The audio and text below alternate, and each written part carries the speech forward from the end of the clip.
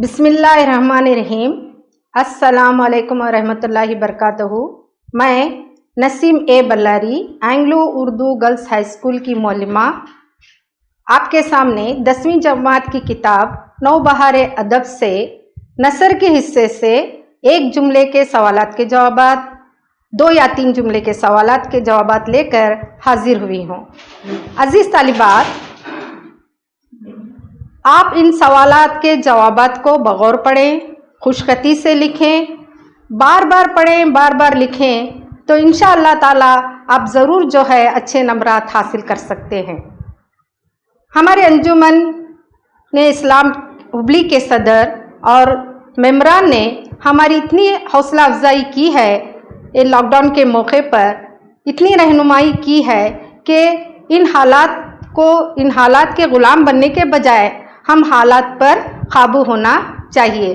तो मैं उनके ताउन के लिए बहुत बहुत शुक्रगुजार हूँ कि उन्होंने हमें जो है ऐसा मौका, बच्चों की खिदमत करने का मौका दिया। तो चलिए आपके सामने एक जुमले के सवालात के जवाबात लेकर हाजिर हुई हूँ। तो सबसे पहले हुजूर सल्लल्लाहु अलैहि वसल्लम ने किस नाक़े पर सवार होकर हज अदा किया? तो अजीज तालिबात, यहाँ पर नाक़े की मानी है ऊँटनी। तो हमारे हुजूर सल्लल्लाहु अलैहि वसल्लम ने किस ऊँटनी पर सवार होकर हज अदा किया? तो आपको ये बात याद रखनी चाहिए कि हमेशा एक जुमले के सवालात में ही जवाबात आपको मिल जाएंगे। आप सिर्फ जो है नाक़े, किस नाखा, यानी यहाँ पर हुजूर सल्लल्लाहु अलैहि वसल्लम ने खस्वा नामी ऊँटनी पर सवार होकर हज अदा किया। आप क्या शामिल कर रहे हैं इसमें? खस्वा नामी। तो आपको क्या मिल गया? एक जुमले का जवाब मिल गया और 1 मार्क्स भी मिल गया। तो हमेशा इस बात का ख्याल रखते हुए लिखें कि सवाल में ही आपको क्या मिलेगा? जवाब मिलेगा। अब दूसरा सवाल है, हज्जतुल विदा के मौके पर मुसलमानों की तादाद कितनी थी? हज्जतुल विदा के मौके पर मुसलमानों की तादाद 1 लाख थी। कितनी थी? 1 लाख थी। तो यहाँ पर भी आपको ये पूरा जो है सवाल में से ही यहाँ तक जो है हज्जतुल विदा के मौके पर मुसलमानों की तादाद इतना लिखकर 1 लाख लिखेंगे तो आपको 1 मार्क्स मिल रहा है। दूसरा सवाल, खुतबे हज्जतुल विदा के मौके पर किस साहबी ने अज़ान दी? तो खुतबा हज्जतुल विदा के मौके पर हज़रत बिलाल रज़ी अल्लाह ताला ने अज़ान दी। तो हज़रत बिलाल रज़ी अल्लाह ताला एक ऐसे अच्छे सहाबी थे कि इनकी आवाज़ सुनकर हुजूर सल्लल्लाहु अलैहि वसल्लम जो है अज़ान की आवाज़ सुनकर बहुत खुश होते थे। तो दूसरा सवाल आपके सामने है, अदा जाफरी ने बदायूं की खैरियत किससे दरियाफ्त की? अदा जाफरी ने बदायूं की खैरियत किससे दरियाफ्त की? जवाब है, अदा जाफरी ने बदायूं की खैरियत जीलानी बानो से दरियाफ्त की। तो यहाँ भी आप जो है सिर्फ जीलानी बानो लिखने से आपको क्या मिल रहा है?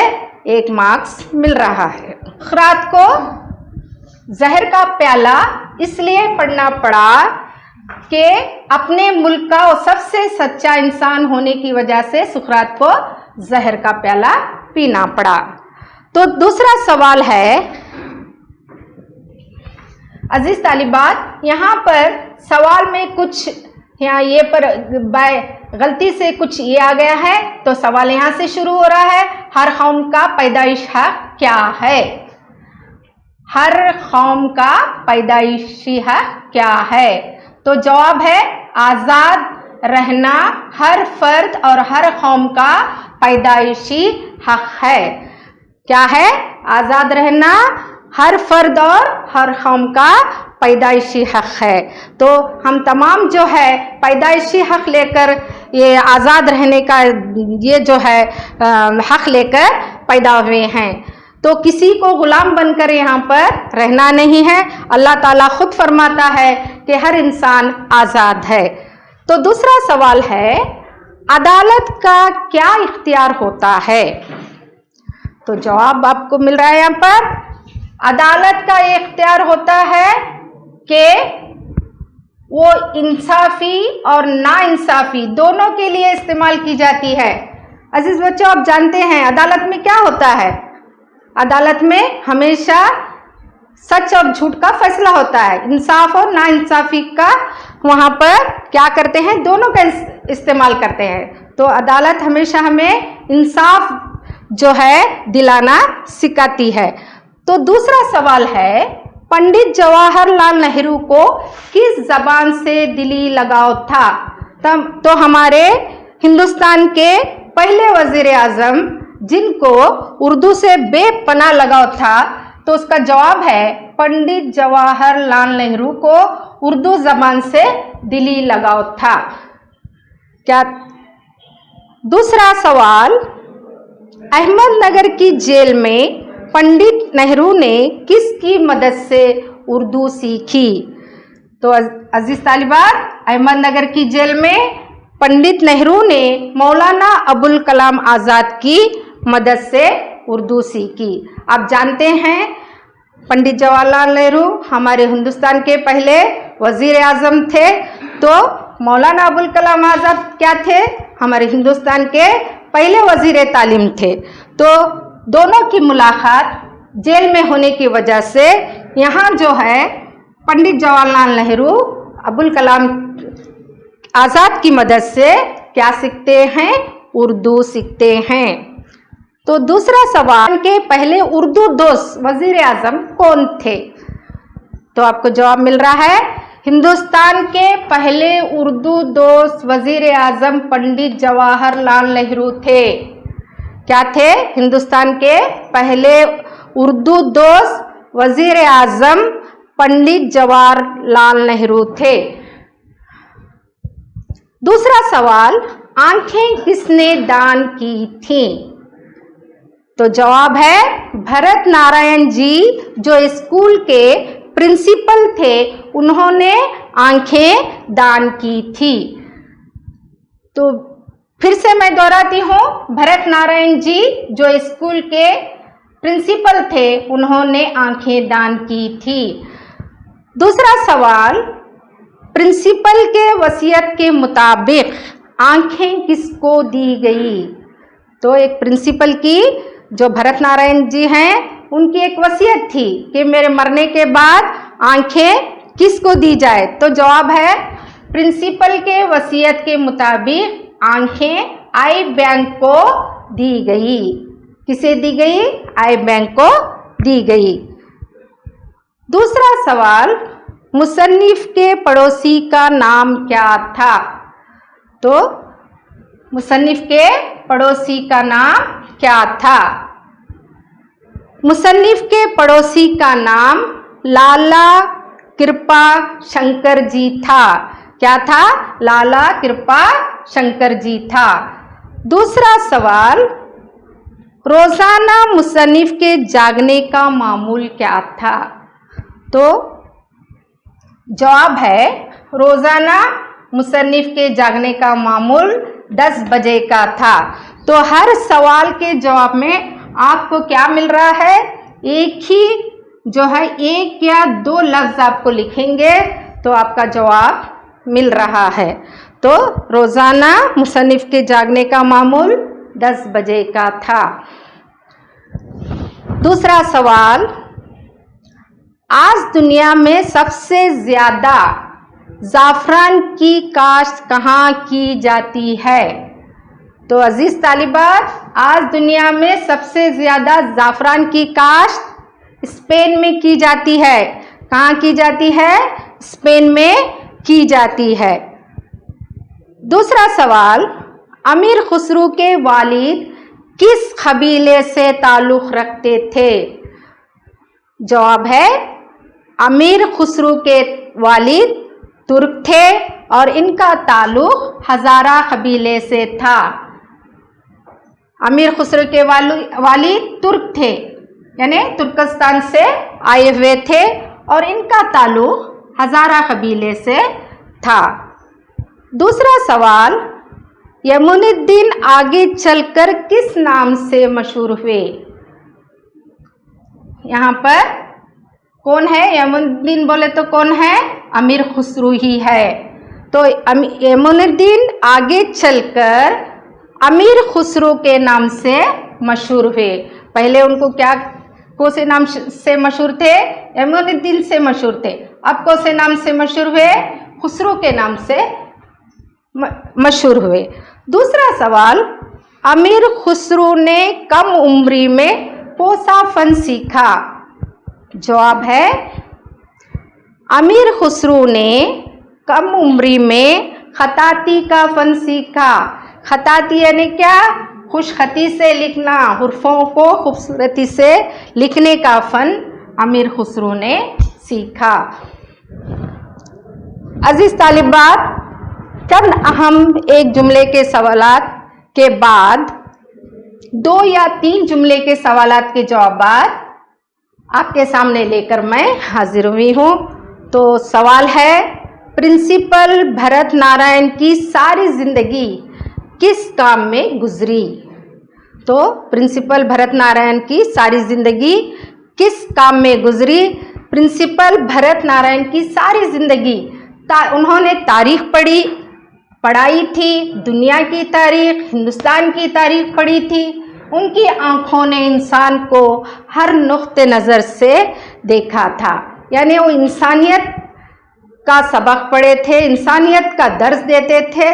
इसीलिए प्रिंसिपल जो है हर इंसान को एक ही नज़र से देखा करते थे। दूसरा सवाल, जवाहरलाल नेहरू ने इंदिरा की फरमाइश का क्या जवाब दिया? जब जवाहरलाल नेहरू कैद में थे, जेल में थे, तो इंदिरा गांधी जो है उनको एक खत लिखते हैं कि क्या फरमाइश करते हैं खत में। देखिए, जवाहरलाल नेहरू ने अपनी बेटी इंदिरा गांधी की फरमाइश पर लिखा कि तुम खत में उर्दू अशार लिखने की फरमाइश करती हो। मैं इस पर इसलिए अमल नहीं किया क्योंकि हिंदी और उर्दू खुतूत को सेंसर वाले रोक लेते हैं। यानी कि जवाहरलाल नेहरू का सारा ख़ानदान उर्दू का शौकीन था, शेर व शायरी का शौकीन था। तो इंदिरा गांधी भी जो है अशार को बहुत जो है पसंद करती थी, अब्बा के लिखे हुए अशार को पसंद करती थी। इसीलिए अब्बा को जो है, अपने वालिद को जो है ख़त में लिखती हैं कि वालिद साहब मुझे उर्दू के अशार लिखकर भेजिए। तो इस पर उन्होंने, जवाहरलाल नेहरू कहते हैं, अगर मैं हिंदी या उर्दू लिखूंगा ख़त में तो सेंसर वाले यानी कि अंग्रेज़ कुछ खुफिया बातें हैं, कुछ खुफिया बातों को लिख रहे हैं बोलकर उस खत को क्या करेंगे? रोक लेंगे। तो ये इसका जवाब है। दूसरा सवाल है, दूसरे दिन सुबह उठते ही मुसन्निफ के पड़ोसी ने क्या कहा? जवाब देखिए, दूसरे दिन सुबह सवेरे मजबून निगार के पड़ोसी ने उनके घर पहुंचकर दरवाजे पर मक्काबाजी शुरू कर दी और इनका ये अमल गोलाबारी तेज से तेज तर होती चली गई। तो मुसन्निफ को जल्द उठना था, तो इसलिए अपना पड़ोसी जो है लाला शंकर लाला जी को कहते हैं कि आप सुबह सुबह उठते हैं, इसीलिए मुझे थोड़ा उठा दीजिए। इतना कहना था कि उनके पड़ोसी ने, लाला शंकर कृपा जी ने उन्हें उनके दरवाजे पर आकर दरवाजे शुरू कर दी और मुक्काबाजी शुरू कर दी। और ये अमल गोलाबारी यानी गोला जिस तरह गोलाबारी हो रही है उस तरह से तेज से तेज तर होती चली गई। दूसरा सवाल, मुसन्निफ मजमून निगार को आखिरकार किस तरह अपनी बेदारी का कायल होना पड़ा? जवाब है, मजमून निगार को बिला आखिर लालाजी की बातें सुनकर अपनी बेदारी का कायल होना पड़ा, यानी कि उनके बातें सुनकर वो सुबह सवेरे जल्द उठ गए। वरना मजमून निगार की आदत क्या थी? 10 बजे उठने की थी, मगर लाला जी ने उन्हें इस तरह बातें सुनाई कि वो सुबह सवेरे बेदार हो गए। दूसरा सवाल, मुसन्निफ ने लाला जी के सामने सुबह की किस तरह तारीफ की? तो देखिए मुसन्निफ क्या कहते हैं। मुसन्निफ ने लाला जी के सामने सुबह की तारीफ करते हुए कहा, सुबह का वक्त रूह अफ़ज़ा होता है। रूह अफ़ज़ा की मानी क्या है? रूह को खुश करता है। सुबह का समा जो है इतना खूबसूरत होता है, ऑक्सीजन मिलती है और रूह अफ़ज़ा यानी कि दिल को खुश करता है। जो भी पढ़ो खुदा की कसम याद हो जाता है। अजीज़ बच्चों, ये बात सही है कि बच्चे जो है सुबह सवेरे उठकर अगर पढ़ेंगे, सच में जो है जो भी पढ़ते हैं वो क्या हो जाता है? याद हो जाता है। ये आपके लिए बहुत अच्छी नसीहत है। दूसरा सवाल है, दुनिया के कौन से ममालिक में ज़ाफ़रान की काश्त की जाती है? तो ज़ाफ़रान तो आपको मालूम है कि ज़ाफ़रान क्या है। इसे हिंदी में केसर कहा जाता है। वो बहुत कीमती मसालेदार है।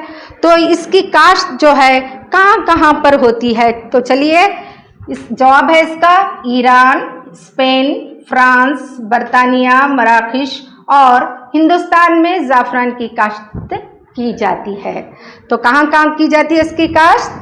हिंदुस्तान के अलावा ईरान, स्पेन, फ्रांस, बरतानिया, मराकश और हिंदुस्तान में ज़ाफ़रान की काश्त की जाती है। हिंदुस्तान में ज़ाफ़रान की काश्त कहाँ होती है? कश्मीर में होती है। तो ज़ाफ़रान की काश्त कश्मीर में होती है। दूसरा सवाल, अब ज़ाफ़रान की अच्छी नशोनुमा के लिए कौन सा मौसम साजगार होता है? यानी कि उसकी पैदावार के लिए मौसम कौन सा होना चाहिए? उसका जवाब यहाँ पर है, ज़ाफ़रान का मौसम अक्टूबर के वसत और नवंबर के इब्तिदाई हिस्सा है। यानी कि दरमियानी हिस्सा, अक्टूबर का वसत यानी क्या? दरमियानी हिस्सा, नवंबर के इब्तिदाई हिस्सा यानी पहले हफ्ते में इसकी अच्छी नशोनुमा के लिए मोतदल आबो हवा, फूल खिलने के मौसम में हल्की धूप और रातों में नमी का होना ज़रूरी है। तो देखो बच्चों, ज़ाफ़रान की अच्छी नशोनुमा के लिए क्या क्या ज़रूरी है? अक्टूबर का वसत यानी दरमियानी जो है हफ्ता और नवंबर का इब्तिदाई हफ्ता, और जो है अच्छी नशोनुमा के लिए मोतदल आबोहवा, ना ज़्यादा गर्मी ना ज़्यादा ठंडी। फूल खिलने के मौसम में कैसी होना चाहिए धूप? बिल्कुल हल्की धूप और रातों में नमी का होना ज़रूरी है। तो दूसरा सवाल है, ज़ाफ़रान के पौधे को दायमी पौधा कहने की वजह क्या है? दायमी यानी हमेशा रहने वाला, कायम रहने वाला पौधा, बहुत दिनों तक रहने वाला पौधा। तो ज़ाफ़रान के पौधे को दायमी पौधा इसलिए कहा जाता है क्योंकि ज़ाफ़रान का पौधा एक बार बोने के बाद कम से कम 8 साल और ज़्यादा से ज़्यादा 15 साल तक फसल देता है। तो बच्चों, दायमी पौधा इसलिए कहा जाता है कि एक बार हम उसे बो देंगे, वो प्याज की तरह उसकी गंटियाँ होती हैं। उसे बोने से 8 साल जो है, कम से कम कितने साल? 8 साल और ज़्यादा से ज़्यादा 15 साल तक ये क्या देता है? हमें फसल देता है। दूसरा सवाल, ज़ाफ़रान में कौन कौन से कीमियाई अज्जा पाए जाते हैं? ज़ाफ़रान में मुख्तलिफ कीमियाई अशिया पाए जाते हैं। तो ज़ाफ़रान जैसे मसलन ग्लाइकोसाइडोक्रोसिन और पेरोक्रोसिन के कड़वे रोगन पाए जाते हैं। अलावा अज़ीम पोटाशियम, फास्फोरस और मादनियात भी काफ़ी मिक़दार में होती है। तो अज़ीज़ बच्चों, ये कीमियाई अशिया इसमें पाए जाते हैं, इसलिए ज़ाफ़रान जो है दवा के तौर पर इस्तेमाल होता है, रंगत के लिए इस्तेमाल करते हैं, दवाई के लिए, यानी कि इंसान को जो है उसमें जो है ग़िज़ा में जो है उसको जो है रंगत लाने के लिए, चेहरे की रंगत लाने के लिए, और जो है इसके अलावा जो है सेहत के लिए जो है इसे जो है इस्तेमाल किया जाता है, क्योंकि इसमें ग्लाइकोसाइडोक्रोसिन और पेरोक्रोसिन के कड़वे रोगन पाए जाते हैं। और इसके अलावा पोटाशियम, फास्फोरस और मादनियत भी काफ़ी मिक़दार में होती है। इसीलिए ये जो है ज़ाफ़रान जो है बहुत ज़्यादा कीमती होता है, दुनिया में जो है ये बहुत ज़्यादा कीमती होता है। और दूसरा सवाल, अम्मा के घी की क्या खुसूसियात थी? तो आप जानते हैं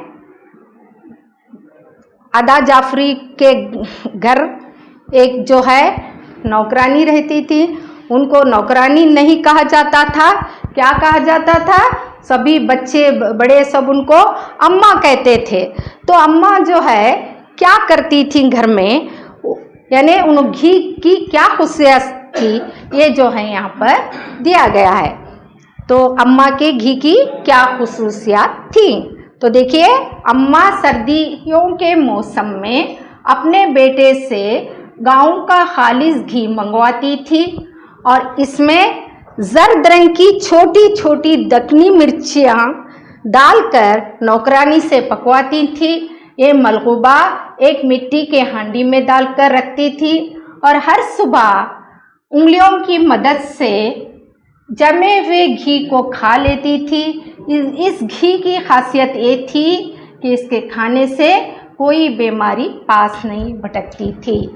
यानी कि सर्दियों के मौसम में अपने गांव से खालिस घी, जो एकदम प्योर घी होता है, वो मंगवाकर दक्कनी मिर्ची जो छोटी छोटी आती हैं वो जो है उसमें डालकर पकवाती थी, नौकरानियों के ज़रिए पकवाती थी और एक अच्छा सा मज़ेदार मलगूबा वो तैयार हो जाता था। तो अम्मा अपनी उंगलियों से रोज़ाना सुबह उस घी को खाती थी और कहती थी कि अगर ये मलगूबा खाएंगे तो कोई बीमारी पास नहीं भटकती। तो अम्मा की घी की खुसूसियात ये थी। दूसरा सवाल, मौसीकी के दुनिया में अमीर खुसरू की इजादात क्या थी? जवाब है, दुनियाई मौसीकी में अमीर खुसरू ने नई नई इजादात किए।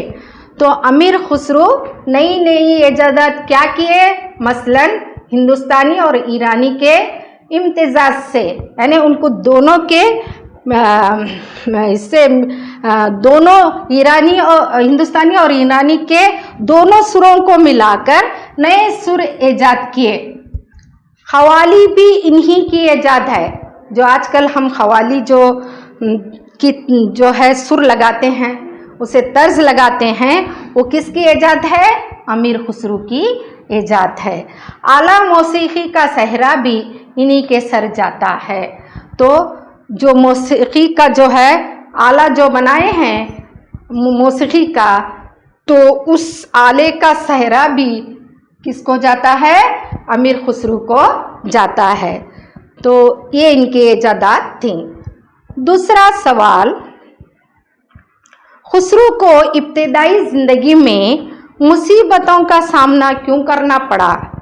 तो खुसरू जो है इब्तिदाई ज़िंदगी उनकी मुसीबतों का दौर जो है क्यों आया, ये इसका जवाब है। खुसरू को बचपन ही में मुसीबतों का पहाड़ उस वक्त टूट पड़ा जब उनके वालिद मंगोलों से लड़ते लड़ते शहीद हो गए। वालिद शहीद हो गए। वालिद की बेवक्त मौत ने से संभल भी ना पाए थे कि इनके नाना भी चल बसे। तो बचपन जो है बहुत मुसीबतों से अमीर खुसरो ने गुजारा। तो मुसीबत से गुजारने के बावजूद भी अमीर खुसरो जो है दुनिया में इतना नाम कमाए हैं कि कहते हैं कि इंसान को कितनी भी मुसीबतें क्यों ना हो मगर उससे जो है हिम्मत नहीं हारना चाहिए, बल्कि उसका जो है उस पर काबू होते हुए उसे संभलते हुए आगे बढ़ने की कोशिश करना चाहिए। तो अमीर खुसरो ने भी हमें ये सबक सिखाया कि बचपन में जो है इतनी मुसीबतों का पहाड़ टूटने के बावजूद, उनके वालिद का इंतकाल होने के बावजूद, वालिद का इंतकाल होने के बाद नाना ने उन्हें संभाला। नाना का इंतकाल होने के बाद वो अकेले रह गए। अकेले होने के बाद उन्होंने हिम्मत नहीं हारी, बल्कि बहुत ही जो है हौसला अफजाई से दुनिया में नाम मशहूर किए और एक अच्छे जो है मौसीकार बन गए।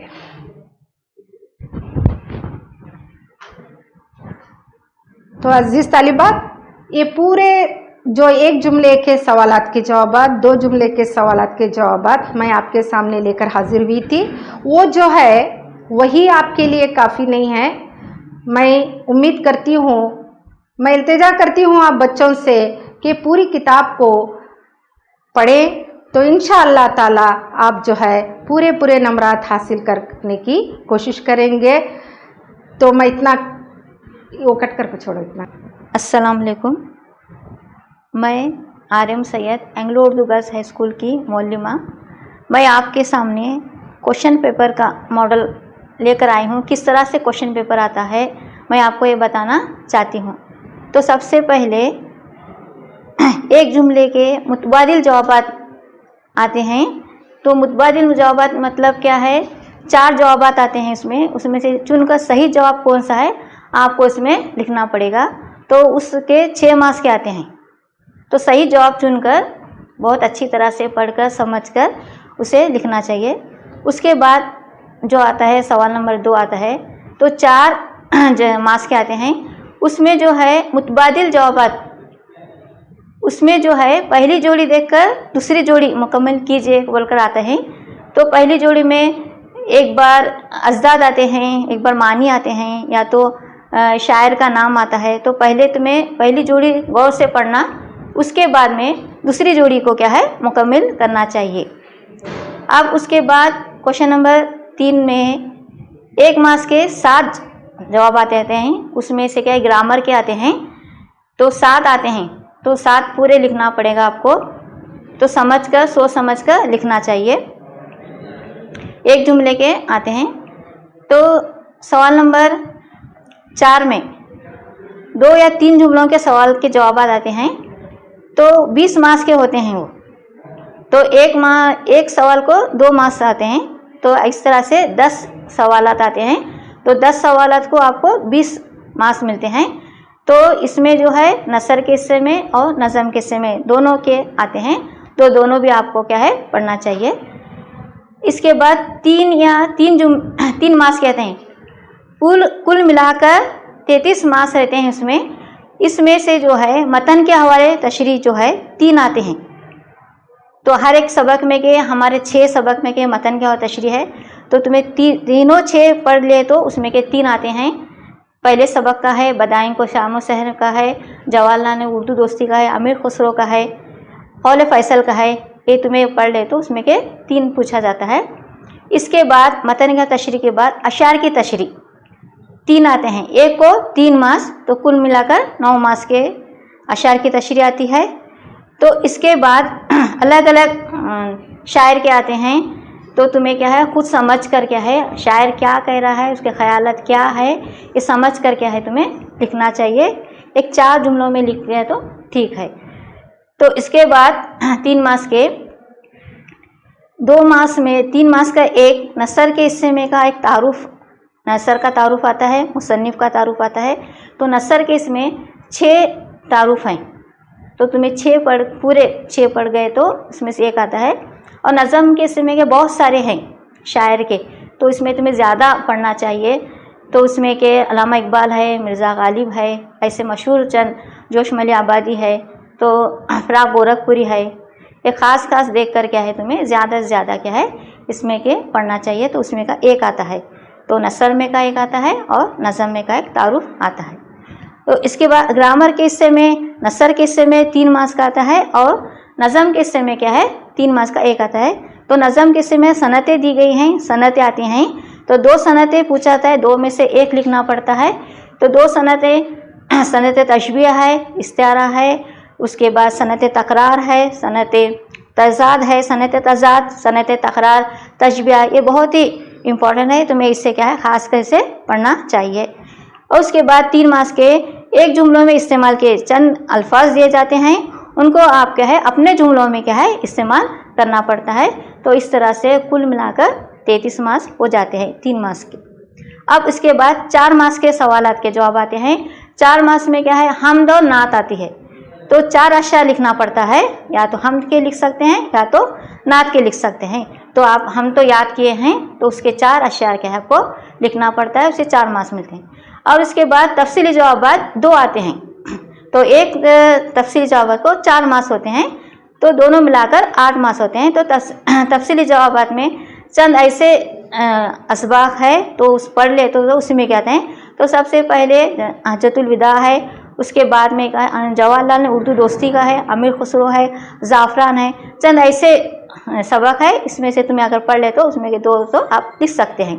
तो उसके बाद खुलासा आता है, नस्म का खुलासा आता है, वो 4 मार्क्स के लिए आता है। तो नस्म खुलासे में जो है चंद अहम जो खुलासे हैं वो इम्पोर्टेंट है, तो जैसे कि आमद बहार है, रिश्वत है, जुगनू है, तो मैं आप ये तीनों पढ़ ले तो इंशाल्लाह उसमें का क्या है एक खुलासा आ सकता है। तो ये 4 मार्क्स के हो गए। तो एक इबारत आती है, इबारत जो है उसमें लिखी जाती है, नीचे 2 सवाल दिए जाते हैं, एक सवाल को 2 मार्क्स है तो 2 को 4 मार्क्स है। तो ये आसानी से क्या है आप ढूंढ कर लिख सकते हैं। थोड़ा सा छोटा सा कोई भी एक कहानी होती है कि तो उसमें क्या है ढूंढ कर आपको उसके जवाब लिखना पड़ता है। तो अब आखिर में जो है ख़त आता है, तो ख़त 5 मार्क्स का आता है, 2 ख़त आते हैं। आपको कौन सा भी एक लिखना पड़ता है, या तो छुट्टी के लिए दरख्वास्त के ताल्लुक से दिया जाता है, या तो अपने वालिद के नाम ख़त लिखिए वो दिया जाता है, तो उसके ताल्लुक से क्या है आप एक ख़त लिख सकते हैं, उसे 5 मार्क्स मिलते हैं। तो उसके बाद मज़मून, तो आखिर में मज़मून 5 मार्क्स का होता है। तो आज के दौर में जो क्या क्या ये है इंटरनेट का ये फ़ायदे और नुकसानात है, और उसके बाद में तालीमी निस्वा है, उसके बाद जहेज़ है, ये जो इसमें के जो है आज के दौर में क्या क्या चल रहा है उसके बारे में आप एक 3 पैराग्राफ बनाकर, पहले तमहीद है, उसके बाद में नफ्स मज़मून होता है, उसके बाद में ख़ात्मा होता है, ये 3 तरीके से आप लिखे तो आप पूरे 5 मार्क्स लिख सकते हैं। इस तरह से इस पैटर्न से क्या है मॉडल पेपर से आपको पढ़ाई करना है। तो इससे पहले भी सब बता चुके हैं किस किस तरह से, तो इंशाल्लाह आप पूरे मार्क्स लेकर कामयाब हो सकते हैं। शुक्रिया।